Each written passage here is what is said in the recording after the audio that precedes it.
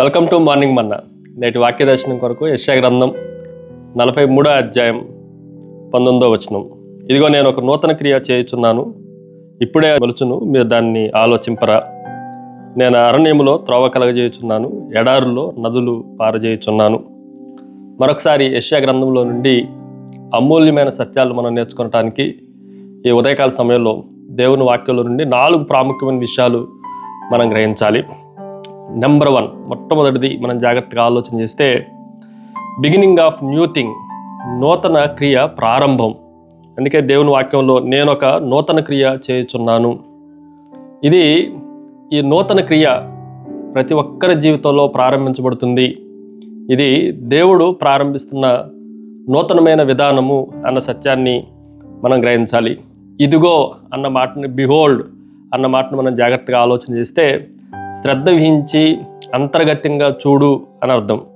దేవుడు ఏదో చేయబోతున్నాడు, నూతన క్రియ మన జీవితాల్లో ప్రారంభించబడుతుంది అన్న విషయాన్ని యెషయా భక్తుడు ఆ ప్రవచనంలో కొద్దిగా నొక్కి ఒక్కానించి చెప్తున్న మాటలుగా దేవుని మాటలు మనం ఆలోచన చేయాలి.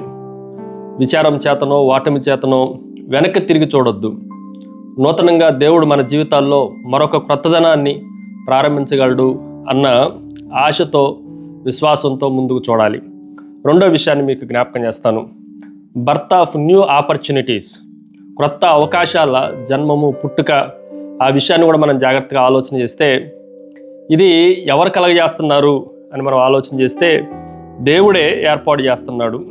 ఇదిగో నేను ఒక నూతన క్రియ చేయుచున్నాను, ఇప్పుడే అది మొలుచును అన్న మాటను మనం జాగ్రత్తగా ఆలోచన చేస్తే, ఈ క్రియ మానవులు ప్రారంభించేది కాదు, ఇది స్వయంగా దేవుడు ప్రారంభిస్తున్నాడు. మొలుచును అన్న మాట హీబ్రూ భాషలో జాగ్రత్తగా ఆలోచన చేస్తే ఉదయించును అన్న మాట మనకు కనిపిస్తూ ఉంది. ఉదాహరణకి, ఎప్పుడు బయటికి గడ్డి మొక్క కూడా కనిపించని చాలా బంజరు భూములు ఎప్పుడైతే నీళ్లు పడతాయో అవి వాటంతటా వాటి మొలుచున్నట్లుగా మన జీవితాల అంతర్గతంగా ఎవరికి కనిపించని కొన్ని ప్రాముఖ్యమైన విషయాలు దేవుడు కలగజేయటంతోనే మన జీవితాల్లో ఉదయించును, ఆ మొలుచును అన్న మాటను మనం జాగ్రత్తగా ఆలోచన చేయాలి. మూడో విషయాన్ని మీకు జ్ఞాపకం చేస్తాను. బిల్డ్ ఇన్ విల్డర్నెస్, అరణ్యములో నిర్మాణము.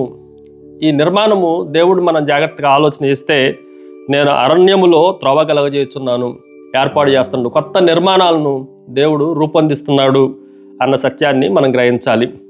ఉదాహరణకి, GPS వ్యవస్థను మనం జాగ్రత్తగా ఆలోచన చేస్తే, అది మనకు తెలియని భాగముల్లో కూడా, తెలియని ప్రదేశముల్లో కూడా అది మనకు త్రోవ చూపించేదిగా ఉంటుంది. అలాగే దేవుని వాక్యము అనే ఈ GPS మనకి తెలియని భాగాల్లో కూడా నూతన కార్యాలు, నూతన నిర్మాణాలు, నూతన త్రోవలు మన జీవితాల్లో కనిపించడానికి అవకాశం ఉంది. చివరగా, బ్లెస్సింగ్స్ ఇన్ ద డిజర్ట్, ఎడారిలో ఆశీర్వాదాలు, ఎడారిలో నదులు ప్రవహింపజేస్తారని. ఎక్కడైతే మనకు ఏది అందుబాటులో లేదో దేవుడు నూతనమైన జీవజలాలను మన కొరకు, ఆ ఆపర్చునిటీ మన కొరకు ఏర్పాటు చేయగలడు. ప్రార్థన. సకల ఆశీర్వాదములకు కారణభూతుడవు తండ్రి, మరొకసారి నిన్ను స్తుతిస్తున్నాం. మా జీవితాల్లో నూతన క్రియను జరిగించి, మా జీవితాల్లో బంజరు భూముల్లో జీవజలాల ఊటలను ప్రవహింపజేసి మీరే మహిమ పొందమని యేసు నామమున అడిగి వేడుకొంచున్నాం తండ్రి. ఆమెన్. God bless you.